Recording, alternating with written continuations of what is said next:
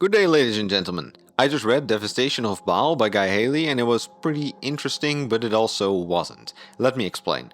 The book covers the last stand of the Blood Angel chapters against High Fleet Leviathan on Baal, as you might have guessed, but while doing that the book very frequently deviates from the story to take a closer look at the various Blood Angel chapters and their differences. This creates a very weird end product, as the book sometimes feels more like a Blood Angel's codex than an actual story. Many parts of this book contribute nothing to the story, but at the same time contain a lot of interesting information for Blood Angel fans. Regardless, let's get on with the review. The biggest upside of this novel is that Guy Haley has really put in the effort to create a wide variety of Blood Angel chapters, all with their own quirks, traditions and beliefs. Especially the way that each chapter handles the thirst in their own manner really stood out. Basically, if you're looking for a book to help you create your own Blood Angel chapter, this is the book for you, as it takes a very close look at all the possible ways that you could interpret this legion. Some things that are given some extra attention to are the history and architecture of Baal, the Flesh Terrors and their master Gabriel Seth, and the increasingly depressed Louis Dante, chapter master of the Blood Angels.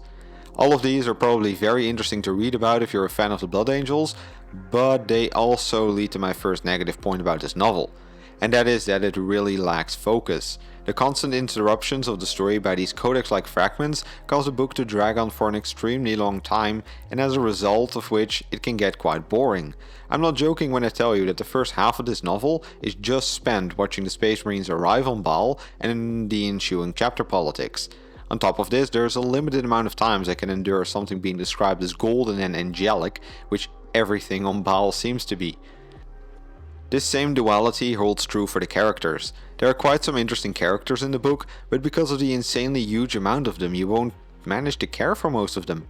The first half of the book basically introduces you to a couple dozen characters, only for the second half of the book to kill most of them. I do understand what Haley tried to go for here. Because of the huge cast and the constantly switching perspectives, you get a better impression of the scale of this war, but I feel like Haley went a little bit overboard here in this case. Regardless, there are still some characters that do stand out. Dante's continual mental decline remains pretty entertaining to watch, and seeing Gabriel Seth constantly struggling to not go full Angron was definitely one of the highlights of this novel. Another highlight of the novel is the ending.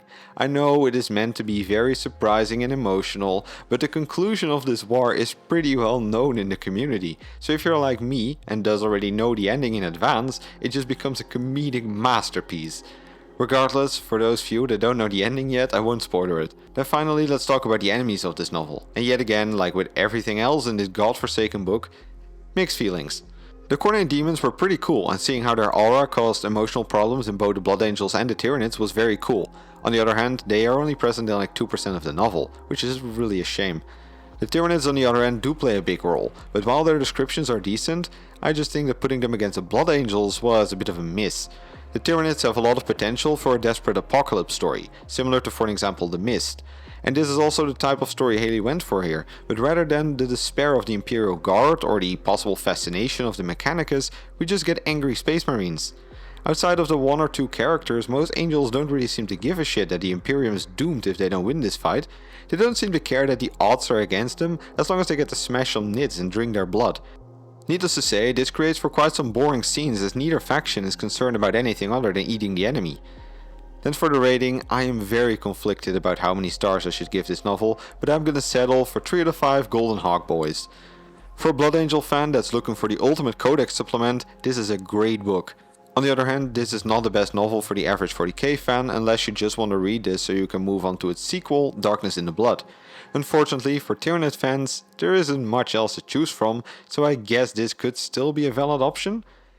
Anyway, that's all I got for you today. If you like this video, please consider subscribing and click ringing the bell to appease the Great Horned Rat. For more lore content, please check my main channel and leave any book recommendations in the comments down below. I gotta get back to reading the next book.